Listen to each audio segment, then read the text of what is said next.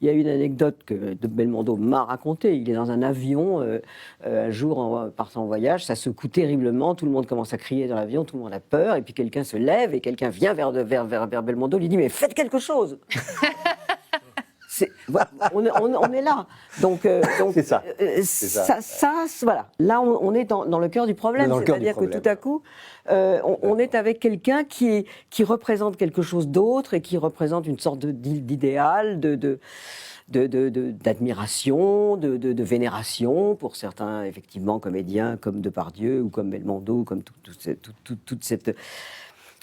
J'allais dire cette tranche, parce que c'est vrai, on parlait de Catherine Deneuve tout à l'heure, il y a peu, en fait, finalement, quand on y pense, de ces comédiens qui franchissent cette espèce de nuage et qui sont au-dessus, et il en fait partie, d'où le problème aujourd'hui.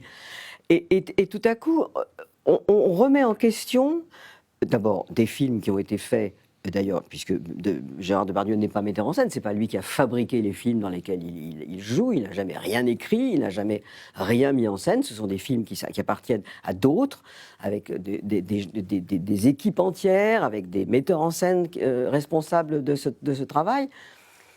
Alors, moi, la question que je voudrais poser, parce que c'est intéressant, c'est qui décide ça ? Qui ?